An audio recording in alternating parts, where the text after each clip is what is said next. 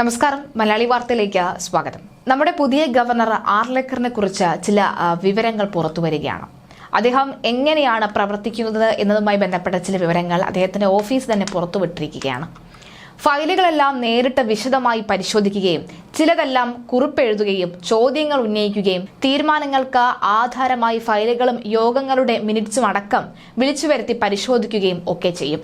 അതിനുശേഷം മാത്രമാണ് ഗവർണർ രാജേന്ദ്ര വിശ്വനാഥ് ആർലേക്കർ സർക്കാരും സർവകലാശാലകളും അയക്കുന്ന ഫയലുകളിൽ തീരുമാനമെടുക്കുന്നത്.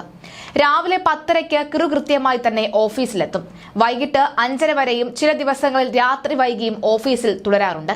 രാവിലെ 10 മുതലും ഉച്ചയ്ക്ക് 3:30 മുതലും സന്ദർശകരെയും കാണും. ബീഹാറിലും ഹിമാചൽ പ്രദേശിലും ഗവർണർ ആയിരുന്നപ്പോഴും ഇതേ രീതി തന്നെയാണ് തുടർന്നിരുന്നത്.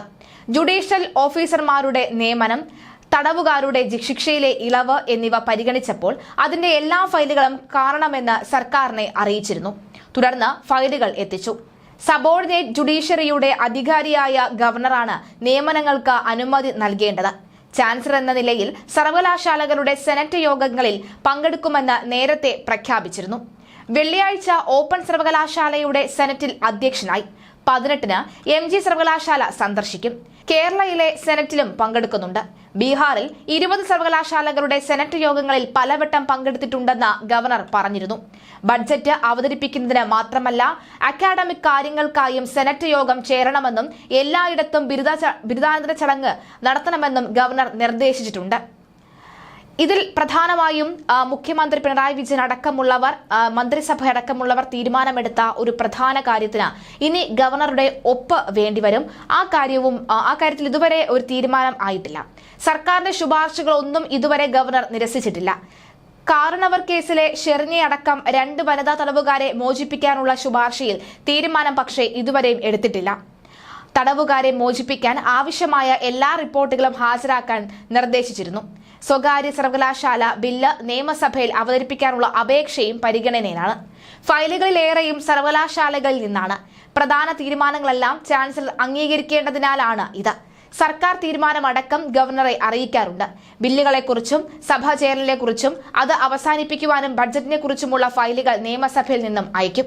മാത്രമല്ല, ഇപ്പോൾ രാജ്യസഭയിലെത്തുന്നവർക്ക് ഒരു ഉപഹാരവും ഗവർണർ കാത്തുവെക്കുന്നുണ്ട്. രാജ്യസഭയിലെത്തുന്ന മന്ത്രിമാർ, VIP-കൾ എന്നിവർക്കെല്ലാം തന്നോടൊപ്പമുള്ള ഫോട്ടോ ഫ്രെയിം ചെയ്ത് ഉപഹാരമായി ഗവർണർ നൽകും. കഴിഞ്ഞ ദിവസം മന്ത്രിമാരായ R. ബിന്ദു, P. രാജീവ് എന്നിവർക്കും ഇന്നലെ സ്പീക്കർ കുടുംബസമേതം കാണാനെത്തിയപ്പോഴും ചിത്രം സമ്മാനിച്ചിരുന്നു. തത്സമയം പ്രിന്റ് എടുക്കാൻ കാനോൺ കമ്പനിയുടെ പ്രിന്റർ വാങ്ങിയിരുന്നു.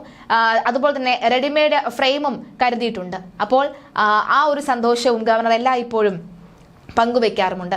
എന്തായാലും അദ്ദേഹം ഇതിനു മുൻപ് ഇരുന്ന ബീഹാറിലടക്കം എങ്ങനെയാണോ അദ്ദേഹം ഒരു ഗവർണറായി അദ്ദേഹം സേവനം അനുഷ്ഠിച്ചത്, അതേ രീതിയിൽ തന്നെ രാജ്ഭവനിൽ വന്നിരുന്ന് അവിടുത്തെ സുഖലോലുപമായിട്ടുള്ള സുഖ സൗകര്യങ്ങൾ ആഘോഷിച്ച് ഒന്നും മിണ്ടാതെ മുഖ്യമന്ത്രിയും മന്ത്രിമാരും അല്ലെങ്കിൽ നിയമസഭയും ഒക്കെ തന്നെ പാസ്സാക്കുന്ന ബില്ലിൽ ഒന്നും മിണ്ടാതെ ഒപ്പിട്ട് പോകുന്ന സർക്കാരിന്റെ ഒരു സ്റ്റാമ്പായിട്ട് മാറാൻ തൽക്കാലം ഏതായാലും ആർലേക്കറും തയ്യാറല്ല എന്ന് വ്യക്തമാക്കുന്നതാണ് ഈ വാർത്തകൾ.